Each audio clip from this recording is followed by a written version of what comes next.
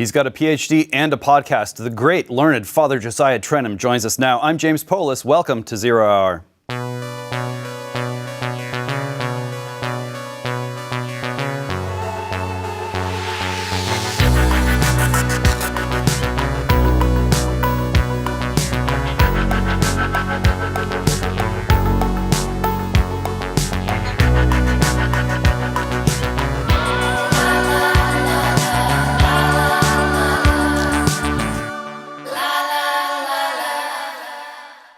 Father Josiah Trenham is pastor of St. Andrew Orthodox Church in Riverside, California. He's also the founder and director of Patristic Nectar publications. Welcome, Father. Thank you, James. It's good to be with you. It's wonderful to be with you, too. Well, these are, by any measure, crazy times, I think most people would say, whether it's the eclipse or the presidential election or the many wars that are breaking out around the world. It seems hard to imagine how a people in spiritual chaos could not expect political chaos to break out across the land. But from where you're sitting, Riverside, California, it's in a way it's anywhere USA. It's definitely Californian, but not as much as the coast. From where you're sitting, what is the spiritual health of America these days? Well, James, if you had asked me that 4 years ago, I would have answered you with tears running down my face. The radical decline of self-identified Christians in America, the incredible increase of people who profess no knowledge of God, no religious conviction whatsoever. That has been the trajectory of our nation for decades until the hideous COVID appeared. And for the last 4 years, in my pastoral experience and also in my observation, my larger observation of the country, we are in the midst of an extremely blessed and fruitful time. I feel like pinching myself saying that, since COVID was so hideous and brought out exposed the rotten underpinnings of governance in America today, the thirsty authoritarians and dictators all over the place, especially in California, where our governor lived with a perpetual state of emergency and didn't want to give it up, wouldn't even allow any of his financial decisions to be discussed with a supermajority Democrat legislature in California, 75% Democrats. Not even they could talk to him about how much money he was going to be spending. He wanted to shut down the churches. He wanted to regulate whether we could sing or not, when he lost 5 Supreme Court cases before finally acknowledging that he had lost one and allowing some freedom to the churches. So as hideous as it was, and as revelatory of how far we have fallen from classic Americanism, let alone Christianity, I have seen in these years something that I never thought I would see, which is a radical openness to belief in God, great interest that shows no signs of slowing down whatever in repentance and the embrace of the Christian faith, especially by young people. And I would attribute it to the appearance of death. It's not what the secularists who have been managing the whole COVID crisis have wanted, for sure, but it has been the fruit. Death appeared, and the post-Christian secular West has no answer for death. It can prosper as long as you keep death hidden, as long as you keep your parents dying in hospitals or in old folks' homes and not in your home. As long as death can be properly managed, then you don't have to be exposed for having literally no solution for the greatest human problem. But COVID brought death right before our faces in a very aggressive way. It shook the very rotten foundations of unbelief, and I have seen a massive increase of interest, religious interest. So I'm feeling particularly hopeful. Your parish is growing, has been growing for several years. Can you share anything about what people say to you when they come to you and express interest, express their inquiry in the church, and where they characterize themselves? Certainly, I can. That is a significant percentage of my life, is dealing with people who are wanting to become Christians, wanting to put their feet solidly in the cement of Christian confession. I've had a fairly enthusiastic evangelistic plan in our parish since its founding, which was 32 years ago, 1992. We started our parish, and the church has been consistently growing. But the numbers of those who are coming to the church and who are seeking to enroll, for instance, in catechism, have tripled in the last 4 years and have remained at those numbers. There's no sign of decrease of interest. Most of those who are coming from nothing. They're coming from no previously practiced religious confession. And they're finding that level of emptiness, that level of lack of commitment of their heart to the most fundamental things is unsatisfying to them. They've tried this secular life and they have found it wanting. That's the common theme for almost everyone who's coming to the church.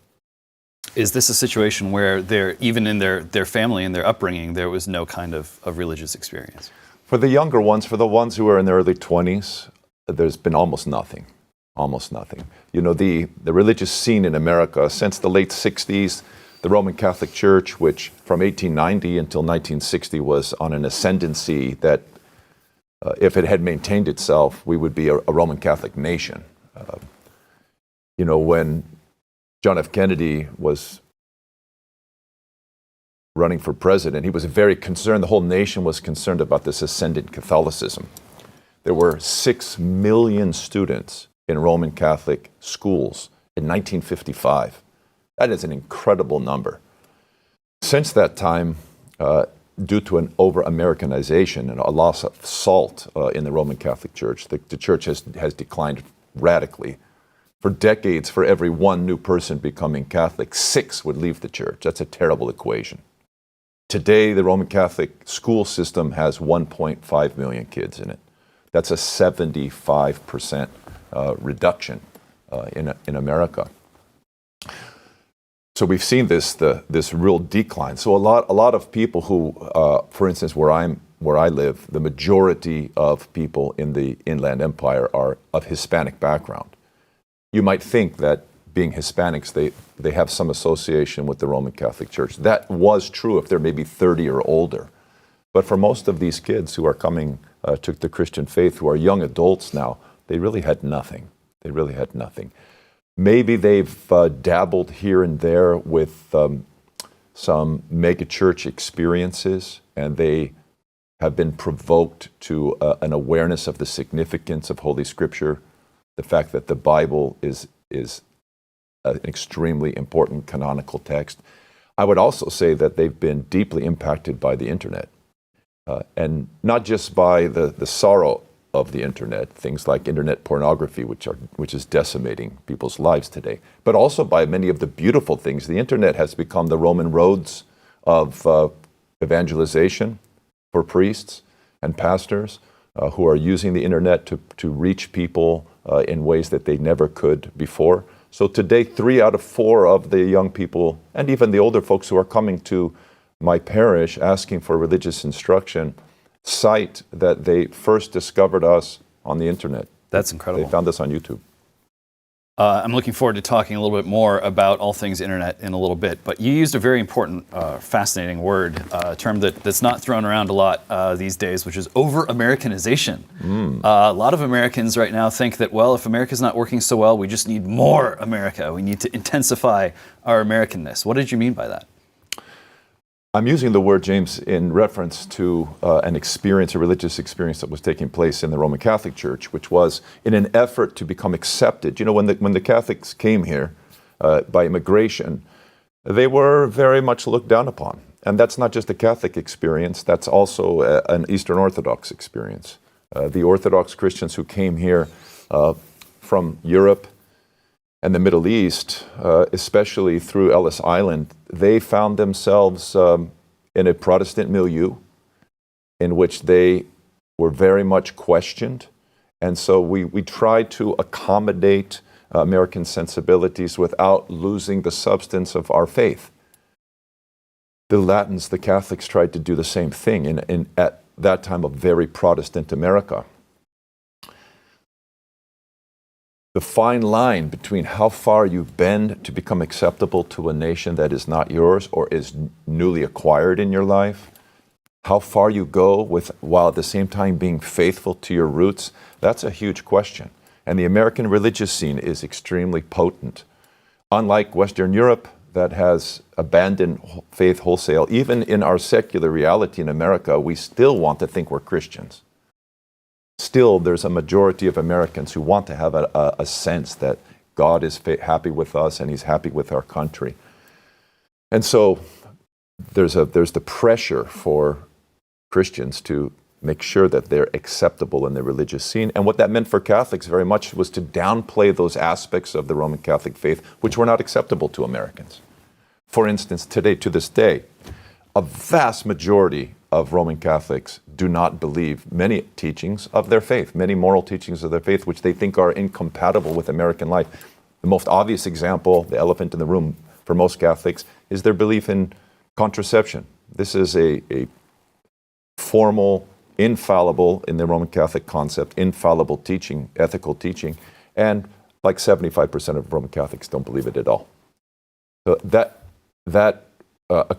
willingness to place the current cultural mores above their most fundamental religious convictions, this is something that tempts them more than just in the issue of contraception. President Kennedy was literally asked if his Roman Catholic faith would influence his legislation and what he would support, and he had to say no. Now, anybody listening to that knows that that's completely nonsense. If a person's most preciously held religious convictions are not going to inform his legislation, what is? And whatever that thing is his religion. Mm-hmm. But he had to say it because of the nervousness that was around having the first Catholic president of the United States. So that's a form, 50 years old, 60 years old now, of over-Americanization. But I would say that concept, as an umbrella concept, is a temptation for any Christian to want to place acceptable American convictions over preciously held religious convictions. And when your religious convictions, when your convictions as a Christian are in conflict with what is popular in America, I'm sorry, it's the latter that has to give. If we compromise our religious convictions in order to appease what is popular in America, I mean, haven't we seen that what's unpopular in America is changing like every 3 days? Very quickly. Yesterday it's this, today it's that. I mean, we have so cut ourselves from any fundamental philosophical or religious convictions as a people that I think my children growing up in the America today have very little understanding of what I think about America and what it was like when I was growing up. Two different concepts. And yet you're quite right to identify this strange phenomenon, at least on the surface, where you look at Western Europe and it's almost a desert when it comes to formal religious observance. And then you come over to America where things are constantly changing. People seem to be more welcoming of all various kinds of craziness, heterodox doctrines, New Age. You got churches with rainbow flags flying. It's a free-for-all. And in spite of this fact, and in spite of the fact that if you look at the media and you look at what politicians often say, they portray this as a land where Christianity is already irrelevant or is just drying up and is going to blow away. That's not what the people really seem to feel. They seem to feel that some kind of spirituality is absolutely essential to everyday life, even if they are proud to profess doctrines that were maybe 2 or 3 days old, depending on what the doctrine in question is. What do you attribute that to? That in spite of the fact that this is such a really chaotic spiritual environment, there is such a deep spiritual longing among the people? There is. Certainly, I agree with you 100%. And anyone who wants to rule out the influence of religion in American life is going to probably lose. There may be many factors that contribute to this. One of them is that our system of religion is very much influenced by our political system, which means that we have a free market religious system. We don't have a religion that's associated formally with the state. We don't have a state church.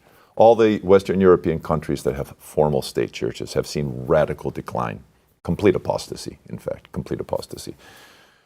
In America, religion has very much been a matter of the people and has had to be sold, literally sold as a commercial item to people. That has its downsides, but it also has its upsides. It keeps pastors engaged. We can't rest on our laurels that somehow because we're part of the official establishment, we're going to be here tomorrow. Practically speaking, it means in our churches that rather than being supported by the state and having churches funded by the state, we've rolled up our sleeves, religiously speaking. Our people have had to build their churches. Our people have had to maintain their churches. And so it's been something that has become part and parcel of being an American, is that you have your church and you participate in its maintenance. Whether that vision that has kept us vibrant religiously will continue at this time, I'm hopeful. I'm hopeful. And one of the reasons I'm hopeful is that the church is being so targeted right now. The church is being targeted politically. The church is being targeted socially. I mean, the numbers of churches that have been torched, literally burned and vandalized this year, several 100% increase year over year. I mean, there is a full-scale attack on Christian churches, and that's the best possible thing that could ever happen to us. This is when we really thrive, is when our faith costs us something, and we have the opportunity to be stigmatized. When the church is persecuted, she becomes herself, and she can most identify with her master, the Lord Christ, who didn't have anybody supporting him. He was abandoned by everyone, even his closest followers. And by the power of his death and his resurrection, conquering death, exploded the truth to the earth, to the ends of the earth, with no money, no state sponsorship, nothing. So this is a very hopeful time for us, especially if it moves to the point of martyrdom. For us, the blood of the martyrs is the seed of the church. Opportunities for Christians to show their mettle, to show their quality, by remaining who they are, remaining faithful to God, even when everything's taken away from them, being very heavily attacked and criticized while remaining committed to loving their opponents, to loving their enemies even. This is the ultimate apologetic. This is what proves that we're not talking about religious fantasy. Jesus Christ is alive, James. He sits right now as the King of Kings at the right hand of his Father until all his enemies are made a footstool for his feet. He's governing all things for the good of everyone who seeks him, to try to wash and save the whole world. This is his ambition. He wants everyone. He wants everyone forgiven. He wants everyone washed clean. He wants everyone infused with hope. He wants everyone attached to his kingdom and a recipient of eternal life. This is God's will for the world. This is why Christ came in the first place. And this is a moment for us. This is an incredible moment for us to show our true colors, our true quality in America. And we may see what I was describing earlier happening on the local level in Southern California. I can't project it all across the country, but I do know many places it's happening there. We may see something much larger in the positive direction. They say that good men create good times. Well, the same is true of businesses. Good people are the bedrock of a successful enterprise. Unfortunately, the hiring pool today is bleak. Political demands, petty entitlement, and open incompetence are now commonplace. You need to reach the people who are keen to join your business. New Founding has created a network of high excellence professionals who are seeking to join grounded American businesses. These are individuals, often in elite organizations, who are ready for a team and mission that supports their values instead of working against them. Aligned companies are using this network to hire high-trust, exceptional individuals who match the culture and the mission of their teams. Apply for access to the New Founding Talent Network at newfounding.com/talent. You'll get connected with the candidates who will build up your business. That's newfounding.com/talent. Well, there's a strange irony. I think in some ways martyrdom is almost an easier sell in America than persecution is, especially with younger men. And I've noticed it, others have noticed it. There is a definite uptick in younger guys coming to the church and saying, help me out. But a lot of them, they still want distinction. They want to matter. They want some kind of renown. They want to be able to demonstrate that they have leadership capability and that they can present themselves without shame before the world. This is a time of, we've got international conflicts. We've got, there's always talk of a sort of cold civil war playing out in America. And I think for those rising generations of young men, especially the ones who are turning to Christianity, this is a sort of a point of unease for them, where they're more interested in talking about how maybe we ought to have a monarchy, or we ought to rule in a certain way, and that desire to kind of participate in something where we can go back to the ideals that are the true, pure way of living with strength and with power. For folks like that, it's a really harsh counsel to say, well, maybe you just need to quietly suffer more and wait patiently. How do you respond to those kind of that spirit of the younger generation that looks around and says, look, our forefathers failed us, our country is in ruins, it's sort of a jump ball for control. We need to look back centuries and make America more like that. Ooh. You are stirring my heart. I feel my blood pumping as you're describing this thirst for significance amongst young men particularly. I mean, look what has happened to our young men. How trivialized they have been. How absolutely trounced.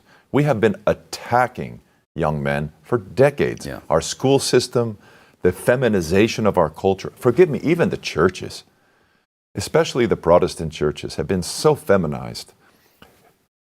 Imagine the typical kind of mega church worship experience. You have rock stars, Christian rock stars on the stage. They're playing beautiful music. The people are having their hands up and they're kind of moving back in erotic motions. It's almost orgasmic. It's very feminine. A man who is made to lead, to die, to fight, what's he going to do there? Well, there's a reason that 70%, at least, those are the low numbers, 70% of congregants in these Protestant churches are women. There's a reason that the men have left both the Catholic Church and the Protestant Church. And they come to Holy Orthodoxy and they walk in, let's say in Lent right now, we're still in the middle of Lent. They come in and they see families making full prostrations to the ground in pre-sanctified liturgy. They hear from the priests that they're expected to fast, even if it's uncomfortable. And they think, I can't believe the church is actually asking for some sacrifice on my part. It stirs up their very humanity. They want to do this. Jesus did not say, don't be great. He said just the opposite. He said, if you want to be great, become the slave of everyone. So many people look at him and they think, oh, he's just opposing human greatness. No, he's opposing selfish human greatness. He's opposing a concept of greatness that is about power, the acquisition of power. He eviscerates that concept. Dictatorship, tyrants are disgusting people. They're spit upon by successive generations, and they're thrown in the trash heap of opprobrium. I mean, that's nonsense. If you want to be great, be like Christ, the most famous man who has ever lived on the planet Earth. Be like his mother, the most cited, significant woman to this day in the history of the human race. And what did they do? They lived before, Christ lived before his Father.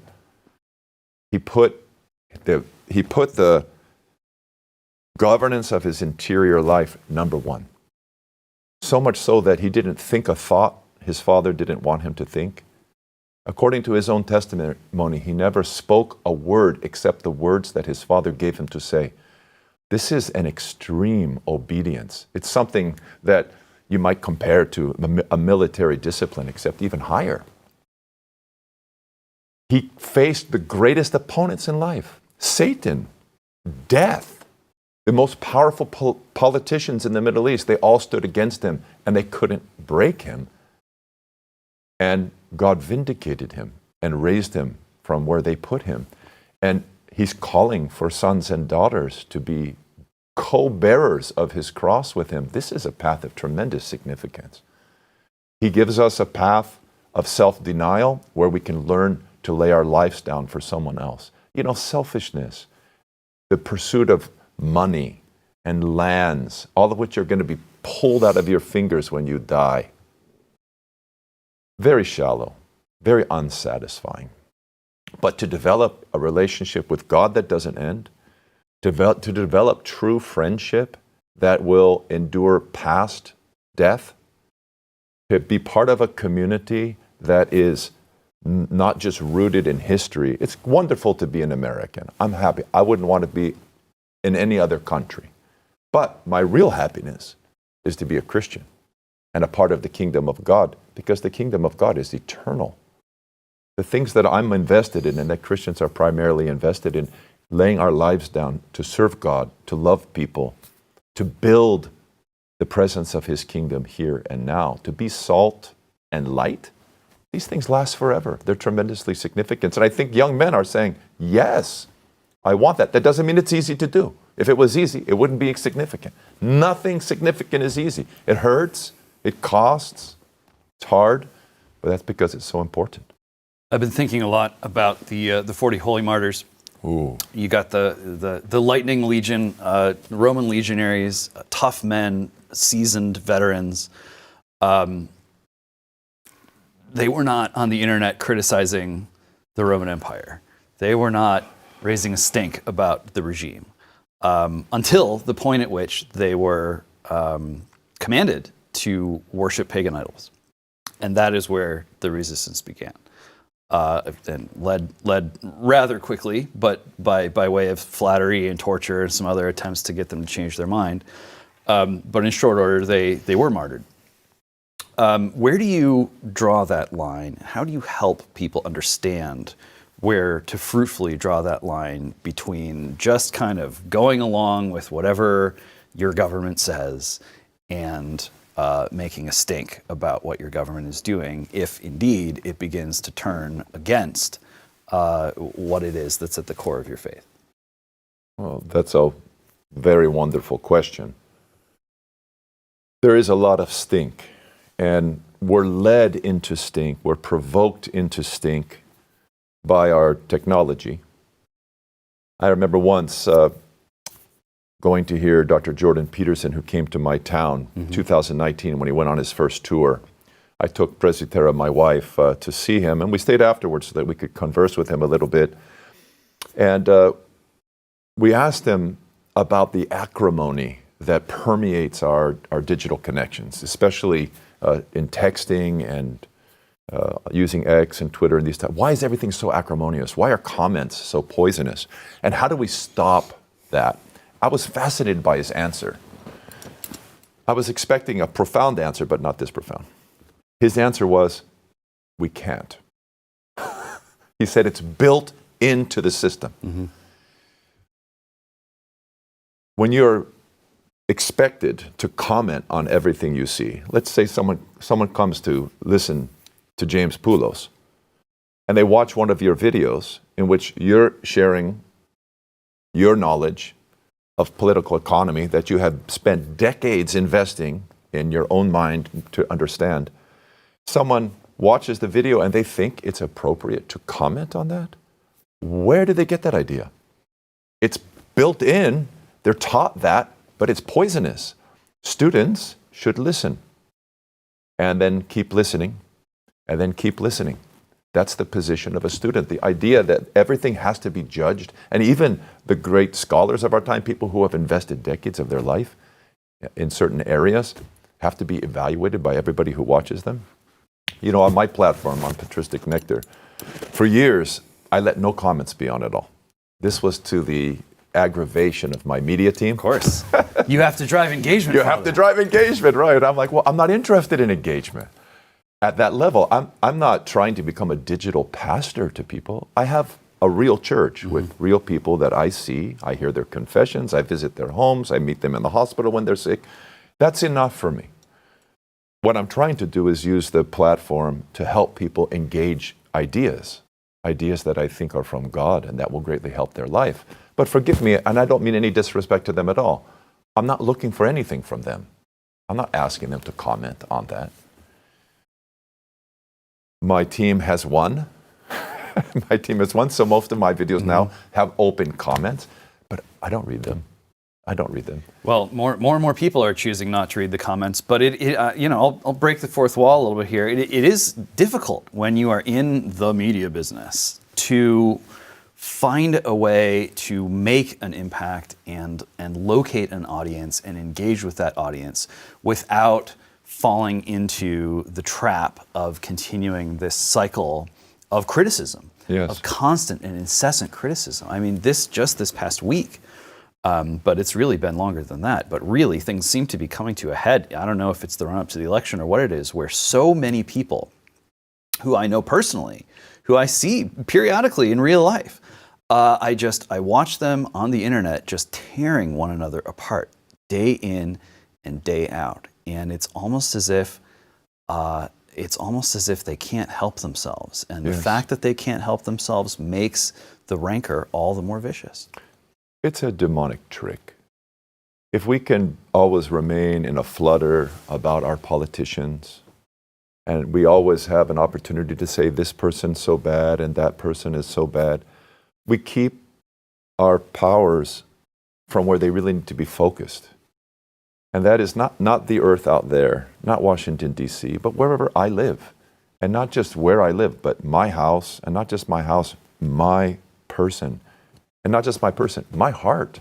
This is the land that God has given to each of us to cultivate first.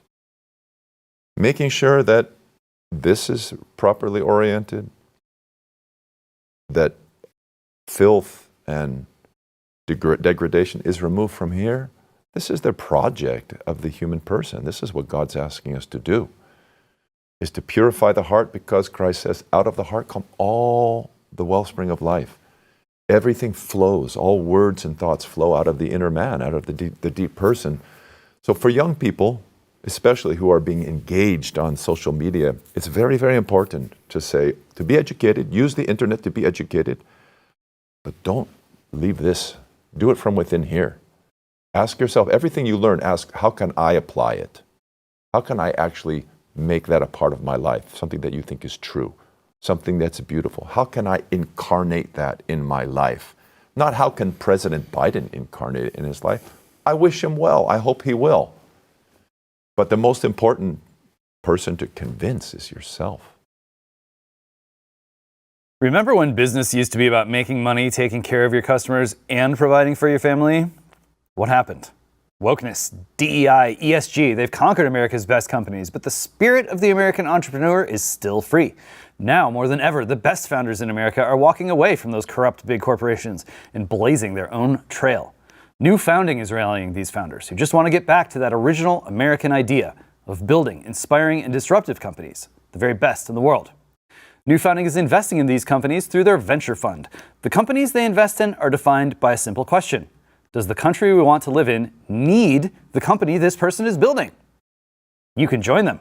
Venture investing isn't for everyone, but if you're a serious, accredited investor who wants to see a more hopeful future for this country, go to newfounding.com/venture fund and apply to be an investor.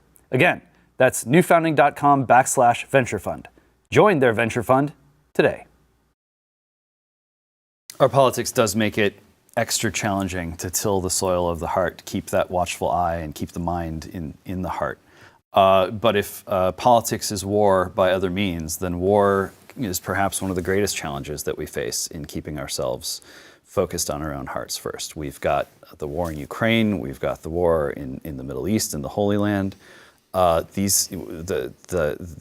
suffering, the misery, it is immense, and there's no end in sight. In fact, these wars are probably likely to spread if you spend too much time reading the news like I do. It's hard to escape that conclusion. This is a challenge, a struggle that is certainly affecting Orthodox in very large numbers, and causing some divisions. The priest who baptized me was himself a Ukrainian refugee. These things are very close to home, even though they feel, and in some ways they are halfway around the world. How do you take stock of the magnitude of what's happening and the fears that so many feel when it comes to what might be next?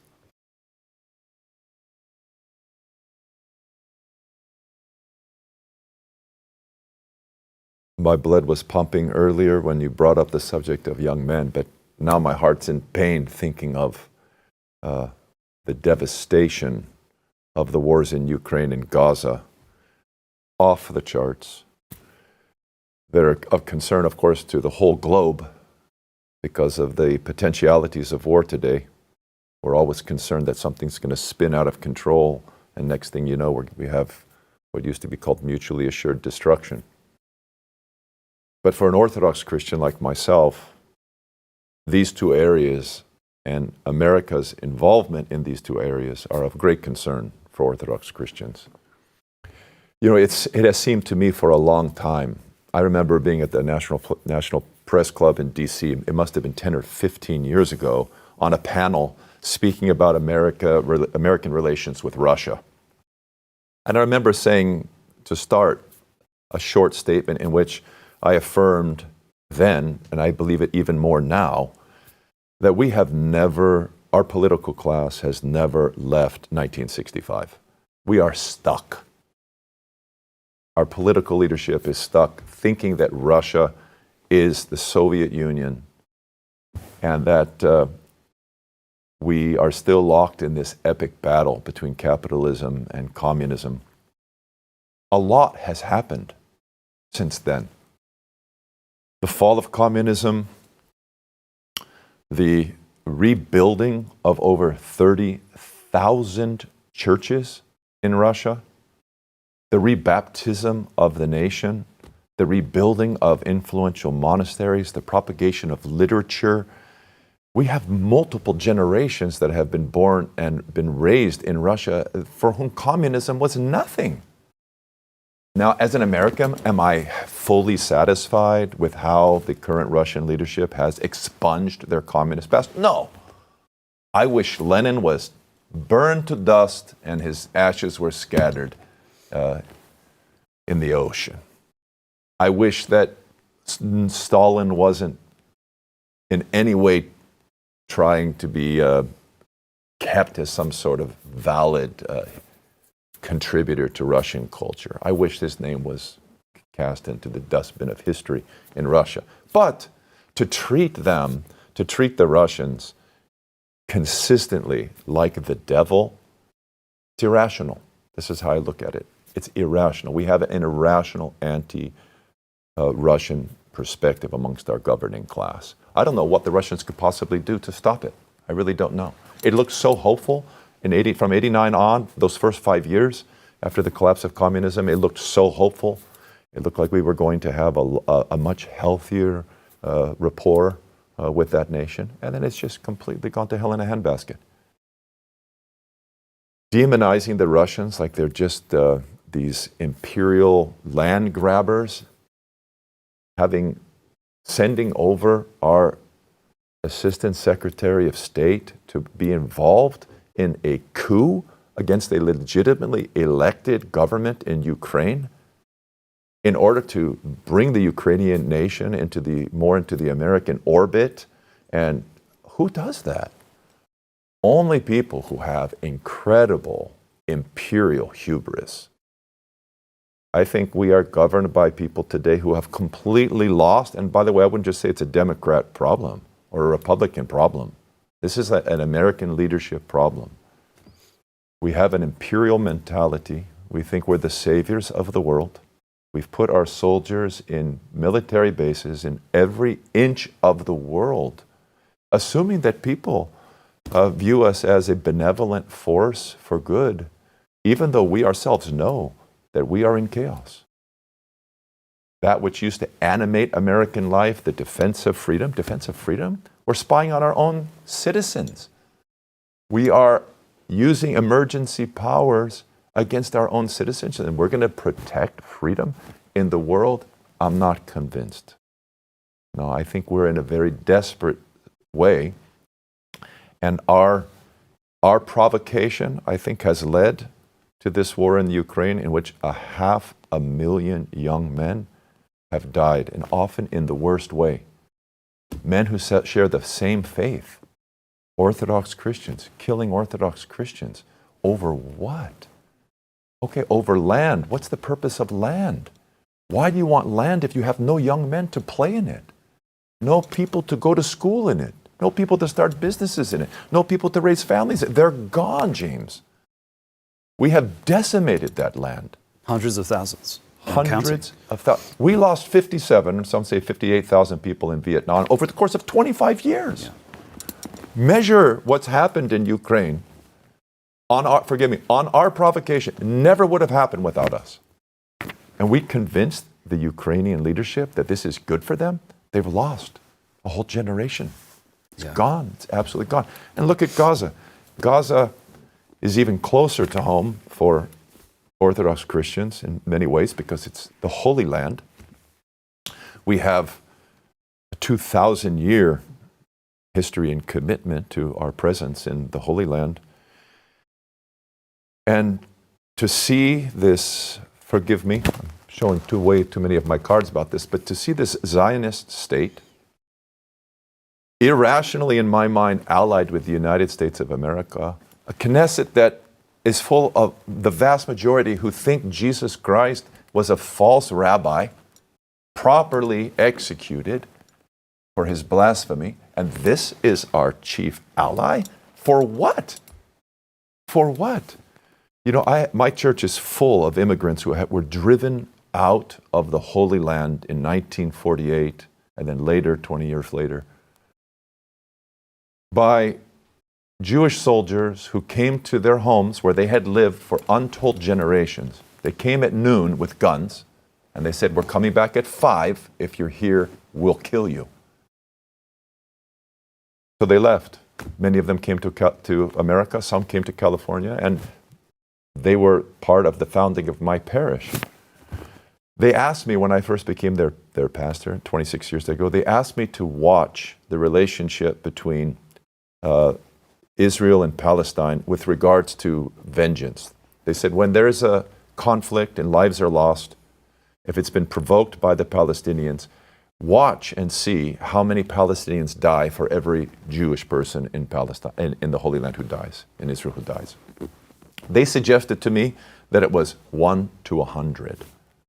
For every one that the Palestinians kill, the Jews will kill 100 Palestinians. I thought, well, that's extreme. Are you kidding me? 1 to 100? You know, don't they believe in the just war? They signed on to international treaties. Proportionality, right? It's supposed to be one of the core beliefs in the just war approach to warfare. And I can't say it's 1 to 100, but it's at least more than 1 to 50. I'm watching what's happening in Gaza right now. Yes, those murderous, filthy terrorists attacked Israel, killed something like 1,500 Israelis. But what's the death rate now up to? 35,000? And still going strong? There's such a hope that these kinds of problems can be resolved by military means. That you can just sort of wipe out the bad guys and move forward, and that's going to work. I mean, you just look at the war in Iraq. That was terrible for Christians. Horrible. Yes. Oh, absolutely. You look at what's going on in Ukraine and how it's in danger of spreading still further. You know, it's in some quarters, it's absolutely radioactive to even try to talk about these issues from a standpoint of everyone does evil. Every people on this earth has done evil. Every person on this earth has done evil. We ourselves have done evil and are perhaps even doing evil right now. And, you know, I'm not a Russian apologist. I don't want a czar. I don't want a monarch. You know, you can't simply pull these ideas out of thin air and try to impose them on large numbers of people because they're pure ideas that have formed in your head and you think that you have the correct answers. That's not the way it works. I agree with you. But it's very difficult to try to get many Americans who have been really programmed by the nature of our political rancor. To look at Russia, just to finish the thought, to look at Russia and to see something other than what really, to me, in terms of religious life, Americans don't understand how close Christianity was to being utterly annihilated in the Soviet Union. And Americans are very unwilling to consider that tomorrow our life might in some way be as terrible or as demanding as the lives that so many of the Russian people went through. It's like a dog that has been beaten and starved and dropped off, in the dumpster, trying to make its way back to its master, day after day after day. And so many Americans, I'm sorry to say, are so privileged or so devoted to abstract ideas that when they see a people behaving like that dog, they make fun of it, they ridicule it, they bring out the statistics. Oh, well, the abortion rate is still very high. Yes. Oh, everyone's still an alcoholic. People need to think on a deeper level, and it's just so difficult to get them there without starting to cross all of these tripwires in the political discourse, where it's you got to be with us or against us, and if you're not out there attacking some enemy with incredible vitriol, then you're some kind of apologist for what they do. You look at someone like Metropolitan Hilarion. This is a very intelligent man, Western educated, composer of beautiful music, being more set up to ascend in the ecclesiastical ranks in Russia, and he refused to publicly endorse the war. And now he's in Hungary, and there's probably a story as to how that all happened. It takes real moral, spiritual courage to violate the rules of the political discourse. Yes, it does. You mentioned the idea. We Americans used to be really committed to an idea of America. For some years at a local university where I live, I taught a class called the American Experiment. Our founding fathers had a lot of reasonable political humility. Today, it'd be viewed as, we're being protectionist and we're isolationist. Those are the verbal bombs that are thrown at people who want us to scale back our investment, at least, let alone manipulation of the international scene with our military and our insistence and our meddling, at least that's how it seems to me, meddling in other countries' governance. But we used to have this idea that freedom sold itself, that self-government at the local level being the most important area, governing yourself, governing your home, governing your neighborhood. America wasn't into the large and the international and the imperial. And people were attracted to us because of our great love of freedom. What has happened to the American idea? Where is that? Who could reasonably look at the United States today and say that we aren't losing freedom? We don't have it just going through our fingers. This is one reason why it's so easy to demonize and why people are so rewarded for participating in demonization. I experience some of the same difficulties here where, it's like Russia is not the devil. Israel is not the devil. Hamas, Ukraine, China, you can run down the list. None of these entities are the devil. And the same goes with technology. So many people have reached such a point of frustration, including traditionalists, including faithful and devout Christians. They look at anything technological and they say, not on my watch. I'm not going to learn how to use Bitcoin. I'm not going to give my child a smartphone. I'm not going to engage with any of it. I want to live in the woods. I'm going to hide my head in the sand and wait for it all to be over. I think that's a mistake. What do you think? Technology has always been a subject of great concern to philosophers and to theologians, and obviously to God, because we find issues of technology in the scriptures themselves. Mm-hmm. In the patriarchal narratives in the opening chapters of the book of Genesis, right, the most foundational book in the entire scriptures, we have a description of the origin of technology from Adam's children. And the author, Moses, describes 2 lines, right? There's a line from Seth, a godly son of Adam and Eve, and from whom comes spiritual technology, pious people. And then the line of Cain, the man, since we're speaking of war and violence, who murdered his own brother. That is a very important account in the scriptures about what God thinks about war and death. Abel, when he was slain, his blood was so powerful that his blood transversed the heavens and even reached the throne of God and cried out to God for justice. One man. Imagine what 500,000 slain young men and what their blood is saying to heaven. In that line of Cain, comes a man named Tubal-Cain. Tubal-Cain was the inventor of forged instruments, of weaponry, metallurgy. He was considered to be a coppersmith by the fathers. That's the line, the very earthly line from which we get technological development. It's an earthly thing. And the church fathers they take the concept of technology into legitimate technologies that enhance human life and illegitimate technologies. Legitimate technologies like husbandry and agriculture. This is a very, very important field for the maintenance of human life. And then you have illegitimate technologies, or technologies that can be terribly abused.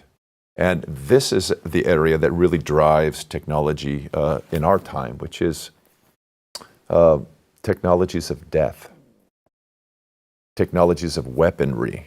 Most of the money, most of our popular technologies are derived downstream from military applications that have been started first, where we put our real money. Everything in your phone, basically, from GPS to encryption and all the way down. Yeah. We sunk the money into it so that we could use it to defeat our enemies and to protect our nation, and then it has kind of the common, broader application. The Greeks thought that technology was a matter very much of divine things.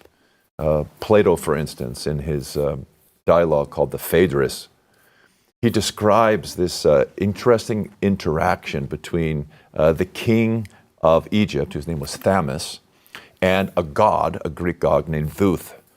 And Thuth was the inventor of important technologies, of arithmetic, of writing. He flies in to have an audience with the king in order to sell his latest technology. And his latest technology is writing. And he says, look, I want you to understand this is an incredibly important technology. This is going to be allowing you to retain many pieces of information that you need as a king. We'll be able to write down your orders so that nobody forgets them. We'll be able to write down the names of your rulers in the kingdom so that you can govern them properly, etc. Well, the king was not convinced. And he said to the god, the inventor of technology, he said, that's how you see it, but I think your technology is the death of memory, because no one's going to listen anymore. We live in an oral culture. Learning is given orally, and you have to listen very carefully and retain it in your own memory. But if you have books, if you start writing things down and you put them in books, no one's going to listen very well, because they're going to tell themselves, if I need that piece of information, I can always find it in the book on the shelf. It's an incredible account that shows wisely from Plato's background that every technology is a give and a take. It's wonderful to have Google Maps. When I flew in to see you today, the Google Maps led my driver right here. No problem. The problem is that if I ever show up here at the airport and I try to find you in the future and I don't have him, I'm never going to find you. I didn't even pay attention with where he was driving. Normally, when I was young, my father would drive us around and I would say, okay, there's 2 stop signs. The second stop sign, I make a right, and then there's this big oak tree. At the big oak tree, that's where my grandma's house is. You had the map right in here. That's where it was. Yeah. But now we have Google Maps. I don't have to be involved in that process. I just get in the car and assume that I'm going to show up. But I've lost my navigational skills, which is one of the chief glories of a man. You know, neuroscience tells us that women don't have the same capability for navigation that men have in their heads, and we're losing it because of this particular technology. So that the idea of sobriety, having a sober opinion, neither saying every new technology is good or every technology is bad, to step back and to think about them like Plato was suggesting that we do. Evaluate every technology based upon what it's contributing and what it's taking away. And ask yourself, is that a good payoff? I'm going to lose this, but I'm going to gain that. If we applied it to the subject of using the internet for outreach, for ideas and for truth, for preaching in my case, it has the great benefit of expanding my audience. I can go from my parishioners on Sunday to a much larger digital audience, even visual connection with them now. That's wonderful, but there's also many negatives associated. Some people don't go to church because they just want to watch the preacher at home in the comfort of their living room on their screen. And that's a tragedy. That's a tragedy. That's a disincarnate form of religion. And Christianity is an incarnate religion. We have holy mysteries, we have sacraments.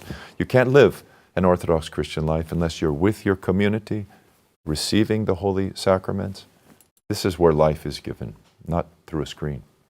Nevertheless, you are on the internet. We're just about out of time, so please let everyone know where they can find you online if they'd like to know more. You can find me on YouTube at Patristic Nectar Films. Patristic Nectar Films. We're on Rumble too, but YouTube's our main platform. Yeah, it's still big tech that we're leaning on for the distribution. Maybe one day that'll change as well. Father Josiah, thank you so much for joining us. Thanks, James.